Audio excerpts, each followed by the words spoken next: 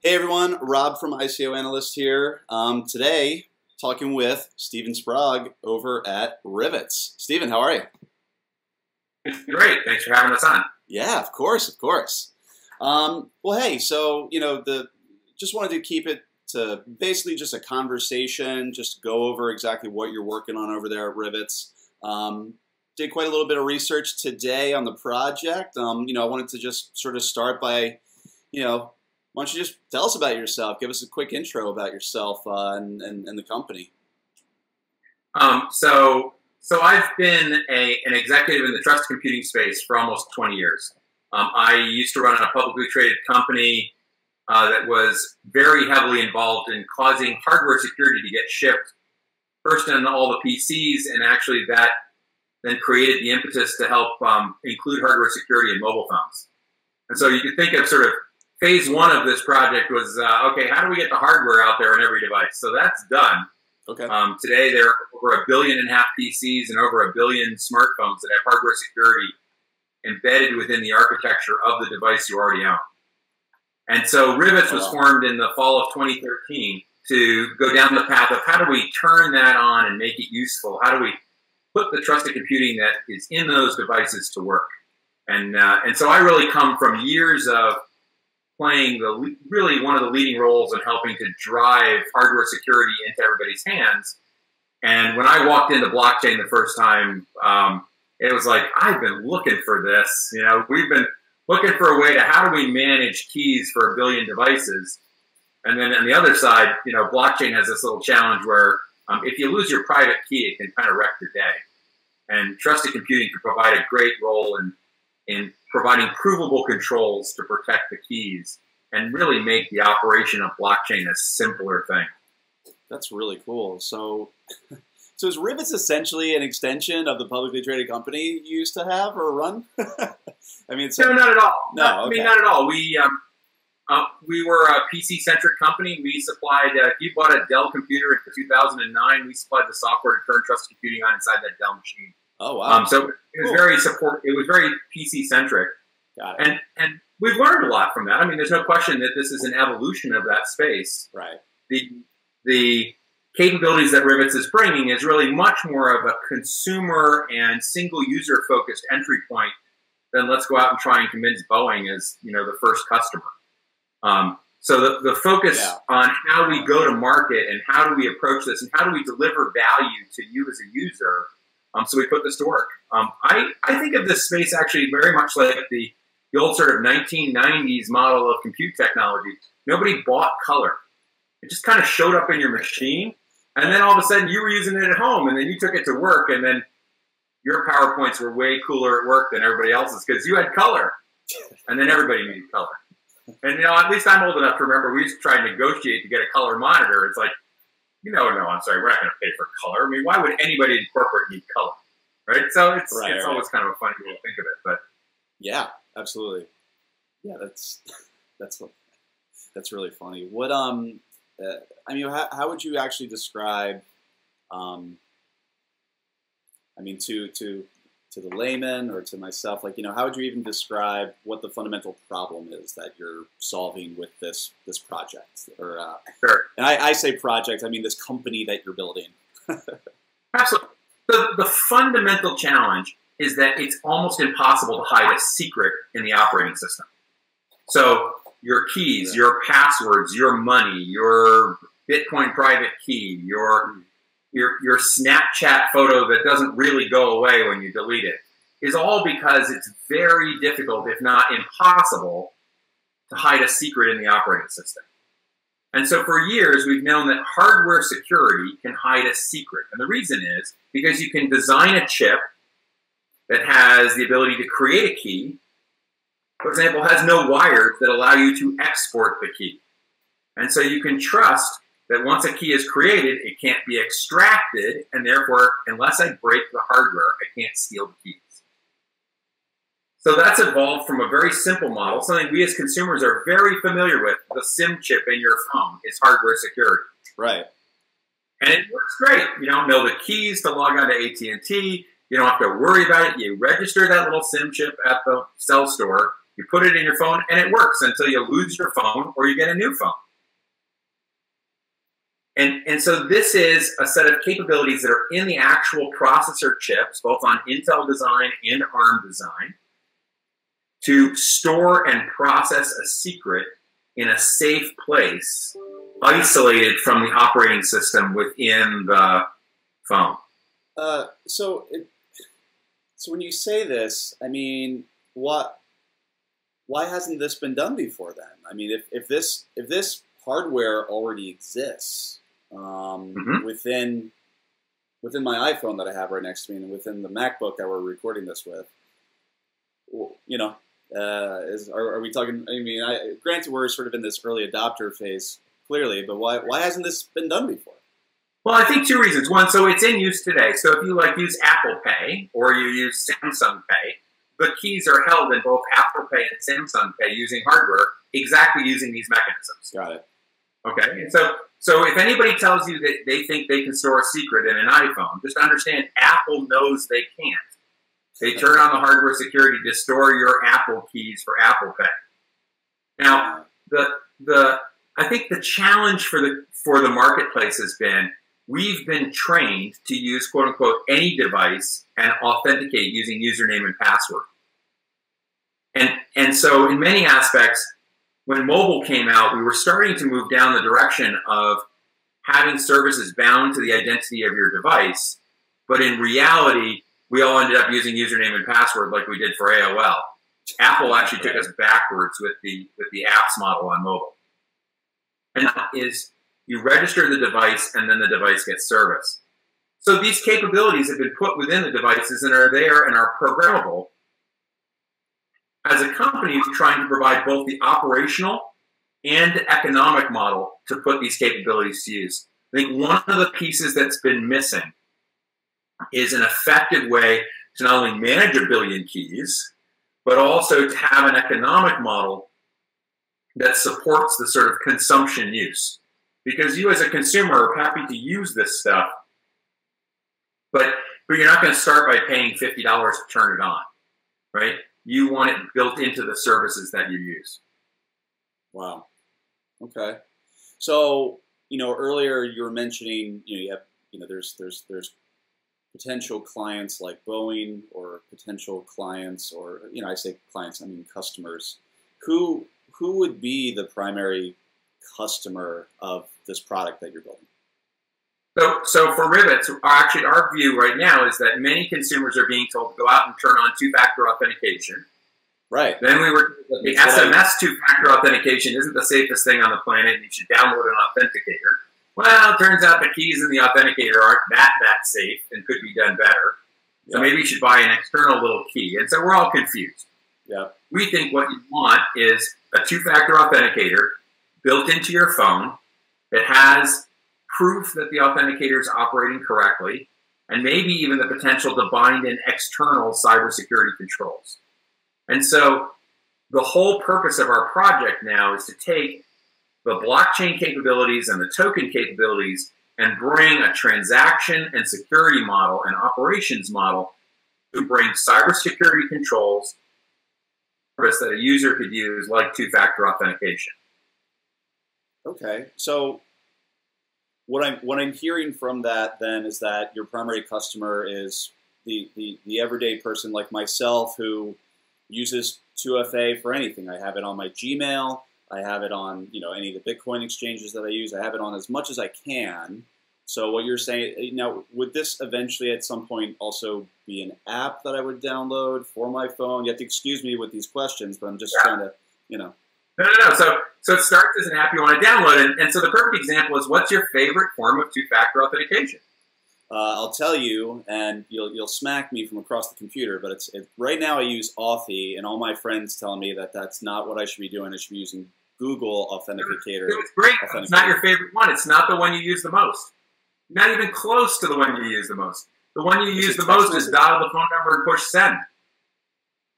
And I actually will bet you that you would not replace the send button with the Authy capability. So dial the phone number, wait for a 6-digit code from Authy, copy it from Authy, paste it into the phone app, and then complete the phone call.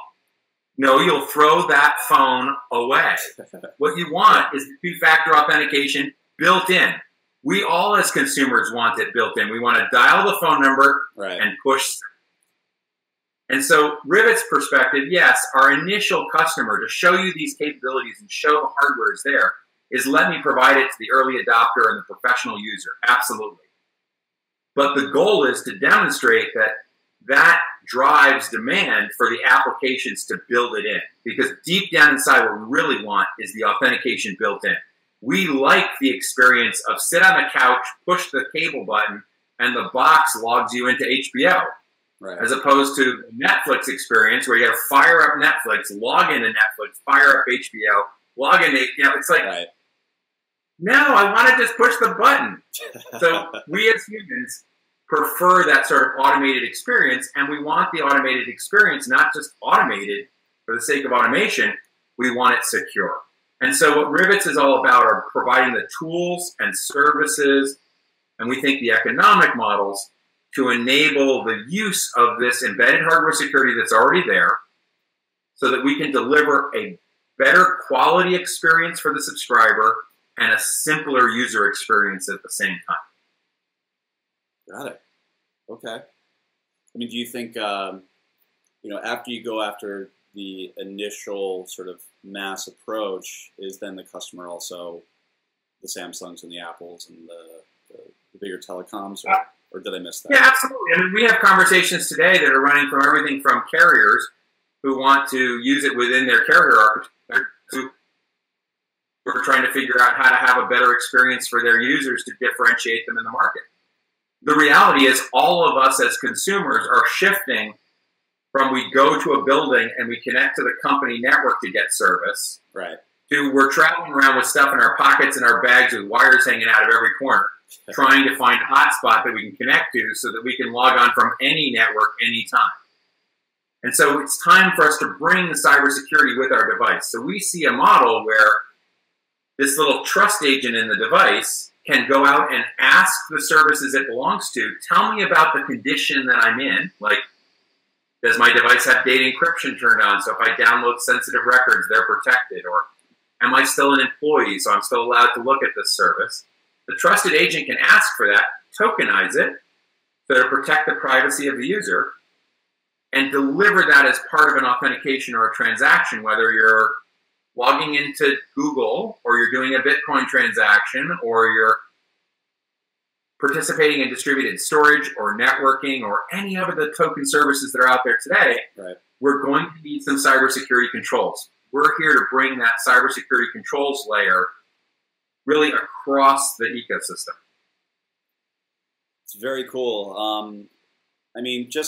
Look, in having this initial conversation with you, it's very clear, you're a sharp guy, you're a proven guy. You've built a pretty substantial team, as I've noticed on your website as well.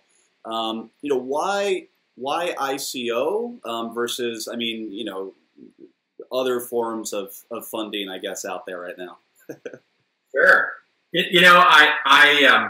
I got involved in blockchain seriously in January of 2014. I went to the Miami Bitcoin conference, and it was a great first experience. And I truly, literally walked out of it going, God, this is going to be such a mashing of these two pieces together.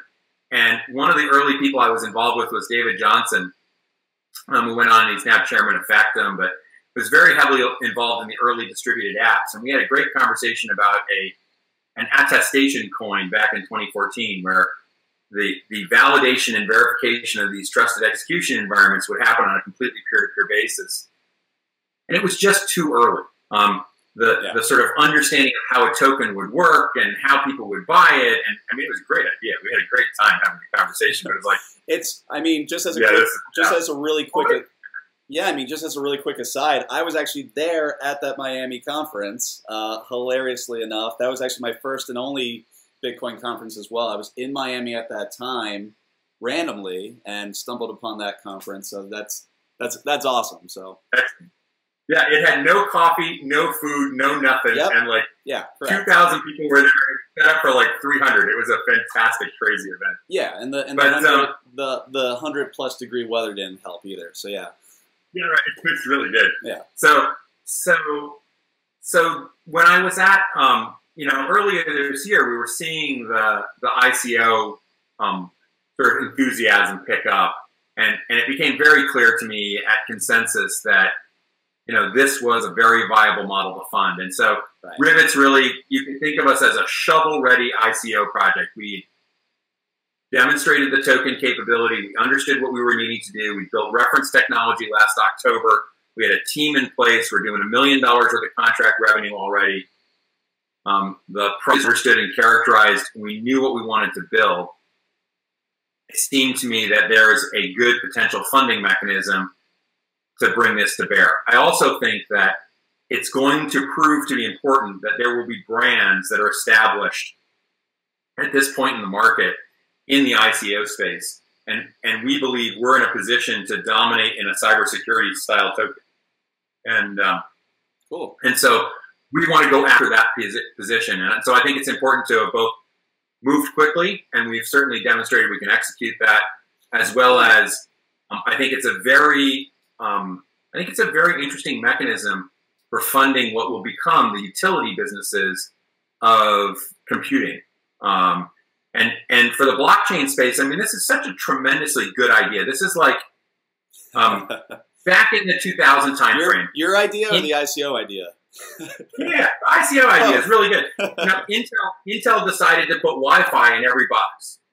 And basically they started a corporate venture fund and ran around funding every little startup that had the word Wi-Fi in their business plan. It was great. And what happened is it really helped Wi-Fi become one of the dominant technologies in the marketplace. And so what we're seeing today is the blockchain and Ethereum communities at scale, right? Funding a collection of companies that are going to run around and demonstrate there's a use for all these cyber tokens. Yeah. I mean, this is such a great idea because we're going to have, so maybe half the companies, maybe it's more than half the companies, have a crazy idea and won't work. It almost doesn't matter if the other half engage, right, and we create a multi-billion-dollar consumption of cryptocurrency annually, the whole ecosystem goes up. And so we want to play our role as part of that. That's awesome. That's fantastic. So I wanted to, you said something that I wanted to bring up really quickly here, which is that you already had, so Rivetz as a company already has $1 million worth of contracts. Can you tell me a little bit more about that? Like, you have paying customers already. What can you tell us about sort of the revenue that? Yes, so we've signed in the last 12 months. We've collected $750,000 in actual payments for work that we're doing in development. We have customers in a variety of places. Some of our largest customers are in the U.S. government. We recently were awarded a DHS SBIR grant, which is their Small Business Innovative Research grants. And so we're under the DHS Science and Technology. We're one of the granted companies. We also recently were selected to be part of a team by NIST. It's actually not a paying contract, but it's great to have the opportunity to participate in a lab experiment of assembling parts to do multi-factor authentication for retail e-commerce. Okay. And we're really excited to be part of that. I think that we can bring, interesting value to it, and we'll see what the ultimate, the output of it comes. It's not an endorsement of our technology at all, but it's fun to be part of the team. There's sort of, half a dozen plus companies that are part of it. And the mission is, how do we make your online shopping safe? How do we demonstrate that these transactions can be real? And so it'd be really fun to use blockchain to provide the security for a consumer retail e-commerce transaction using a Visa card. Yeah. I just find that entertaining. Yeah. Right. I couldn't agree more. I couldn't agree more. When I was looking at some of your videos from earlier today. So first of all, I'm putting two and two together just now. So, you were at the Miami Bitcoin conference. I was there as well. I actually ran into the CEO. I can't remember his name off the top of my head. You would, though. The CEO from BitPay. So I, said hello, shook his hand. So I noticed that you had done some earlier work with them. Are you still working with them whatsoever? Or is that, no longer sort of an engagement? So I would say our first foray in, if you'd asked me back in late 2014, what did we think the opportunity was? Right. I would tell you 100 million retail, Bitcoin wallets. And I think what's become very clear is that the consumer doesn't have a really good purpose for just spending Bitcoin to buy a copy. Yeah. Yep. Right? That the network has some challenges, that Bitcoin has some challenges, that the ecosystem's just not ready yet. I'm not saying it's not going to happen. Probably will happen in scale. Yeah. You know, it's certainly happening in certain parts of the world, but it was early. And if I'd shown up and given you today 100 million hardware-grade wallets in consumers' hands, the blockchain network behind Bitcoin would be struggling to keep up with the transaction volume. Yep. Of 100 million retail. Yeah. Right. I think so. It makes total sense. Entertaining. So I think that, you know, we stepped back from that some because it was clear that the transactions were moving in a different direction. I think now we're at a point where it's very clear that all of these individual tokens are going to be desperately looking for a greater assurance model and the protection of the private key. Yeah. And so we think there's a really exciting time right now where we can use the trusted execution environment to protect the private key. And the other thing that we can do that's really fun and important is that we can use the trusted execution environment to have the owner assert policy around the use of that private key. So I can now have a token held on a device that says, oh, you're only allowed to buy stuff at Amazon with this token or at this service. Doesn't matter, pick the service you want. Yeah. And those controls are not set by the network. They're not set by a third party. That would be inappropriate. They're set by the owner of the platform. And the owner and the user might not be the same person. You might run a company that has 10 users, and you want to give your 10 users, you know, $5 worth of a token for this service. Well, how do you prevent them from spending the token on something else? Sure. Oh, it's like an allowance. So we see this as machine money with policy that controls the model of how the spend can happen from when the wallet actually creates the spend. And so we use trusted computing to wrap those private keys, and then we incorporate a test in the flow of the transaction that wrapper hasn't been altered. So we can now make a claim that when we look at a blockchain transaction, we can prove that this transaction was written by a device in this condition with these controls in place without exposing the identity of the device. We're only exposing a hash of the health and integrity, and the only person who knows what that health and integrity means is the owner of the platform. Because it's tricky. You don't want to. Privacy is very important in this broad community, but you want privacy and really good controls. So we think some of the utility type tokens are very different than humans' use of Bitcoin. Like humans, they want anonymous money, they want, you know, lots of freedom, etc. All that's great. Yeah. The moment you want your machine to automatically spend money, some rules, because it'll be giving your money to a bot that looks fine and says, man, you have money. Can I have some money? I'm starving. And your machine's going to feel bad for the bot, and it's going to give all its money away to the bot because your machine's dumb. So you've got to treat the machine like a 3-year-old with an allowance, right? You got to really have rules. Otherwise, you'll end up with who knows what. Yeah, I can only imagine. Kind of like giving your 15-year-old access to your Amazon account. You never know what's going to come home. I'm sure. Within what you're building over at Rivetz, you know, is there a competitor at this point? Do you have a direct competitor, you know, even in the blockchain space or outside of the blockchain space? Well, sure. I think there are lots of different ways that we think about how we're going to authenticate and how we're going to log on. Sure. And we're one of those methods, right? Sure. We believe that there's real value in being built into the device. And so for good or for bad, we're focused on taking advantage of the hardware that you already have and trying to put that hardware to work for you to provide the protections and security that you need to execute a simpler experience. I can't say it enough. I really like the example of dial the number and push send. Sure. I mean, think about it. You're not going to use a phone that's dial the number and take a selfie. You're just not going to use that phone. You'd never use it. Right. Or dial the number and big data and intelligence is going to decide whether your phone is feeling in the right condition in order to make your phone call. Right.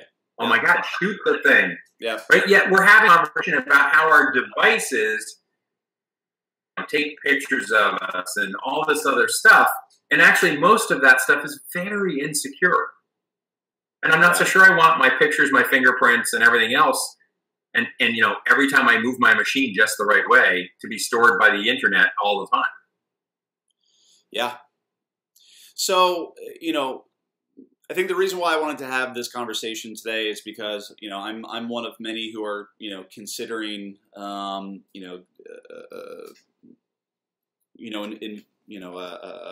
purchasing tokens or working with Rivetz by any means. I'm curious if you can talk a little bit more about the team, because you are but one man, and would love to know about sort of the execution strategy post token sale and what your team outside of yourself are working on, over the next, 6 to 12 months. Sure. So Rivetz today is a small team. If we look at the core folks that are, getting paid every day, myself, my brother who was co-founder with me, who's CTO. Got it. Michael's heavily involved in the trusted computing space for many years. Ran a bunch of pieces of skunkworks in my old company.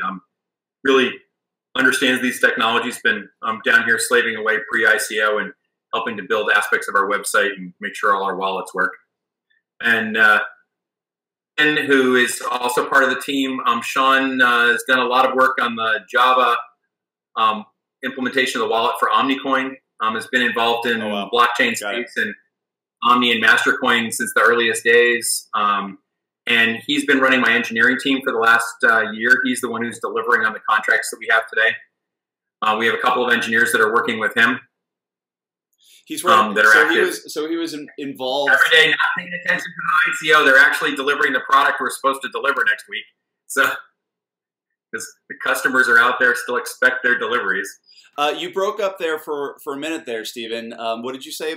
Just 2 seconds there ago about delivering product. Sean Gilligan is our VP of engineering, and he's responsible for actually delivering the projects that we have in the marketplace today. Got it.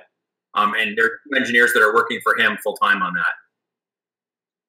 It's cool that you mentioned that. So he was actually working on Mastercoin back in the day. He always I think it's the Omnicoin job. The Java implementation of the Omnicoin wallet was written by Sean. Oh wow! This is an example. Yeah. So he's been a contributor. He's not.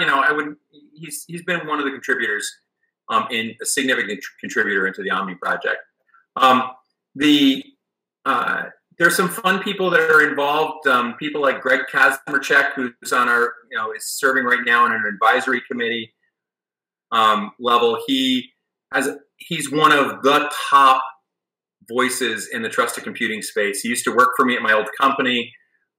He was our board representative for a number of years on the trusted computing group. He helped write a number of the NIST specifications around BIOS integrity and machine integrity and supply chain integrity.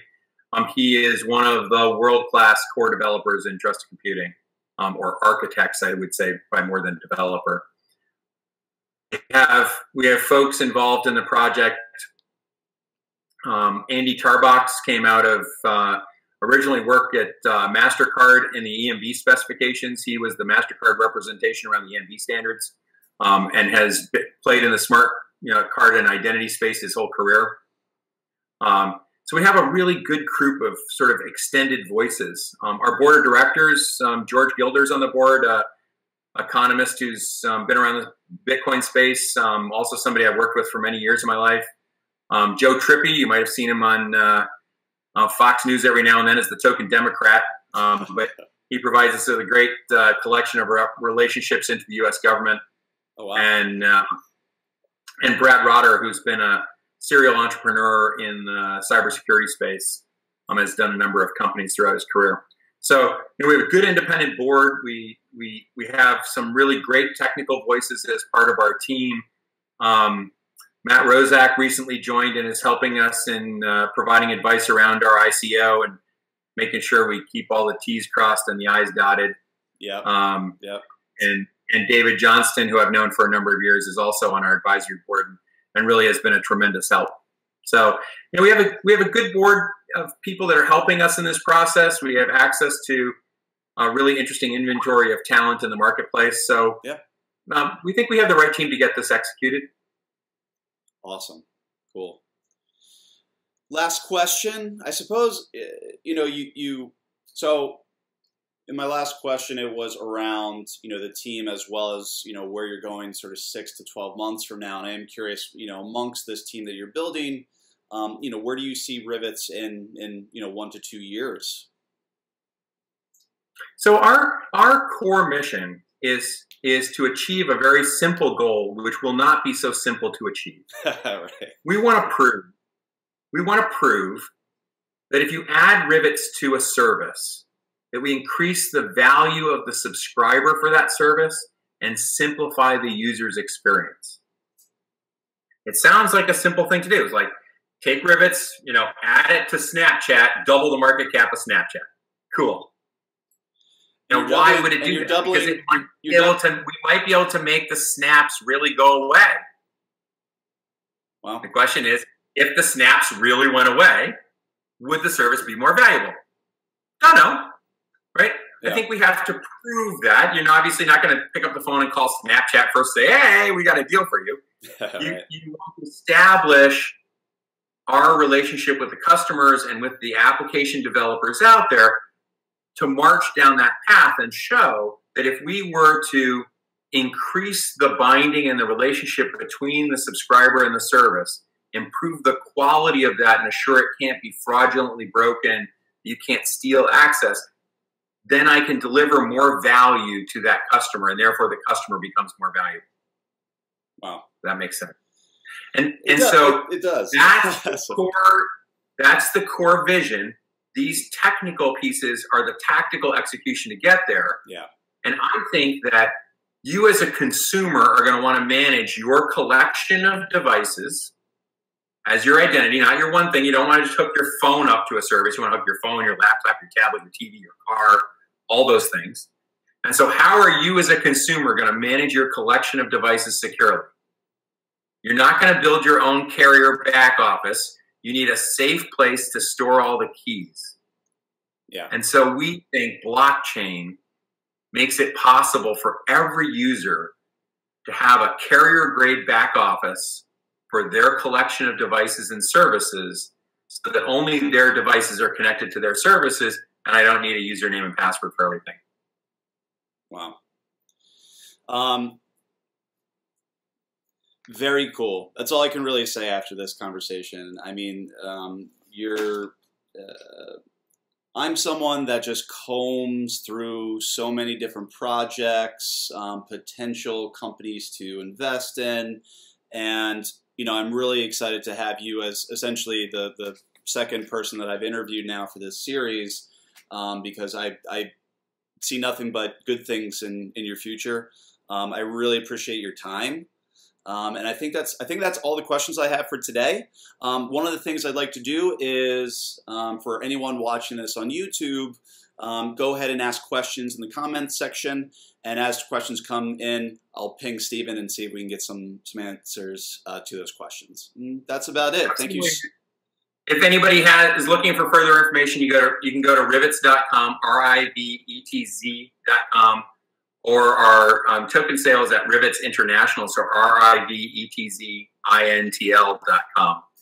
Awesome. And the transactions in the process of going live today, our token sale will be available for the general public on the 25th. Okay. And our pre-sale getting underway the beginning of this week. Awesome. Cool. I'll make sure to have all that information also in the YouTube section, the description section. And yeah, again, thank you so much for your time. Thanks for your time, and thank you everybody who's been listening. Thanks. All right. Thanks, Steven.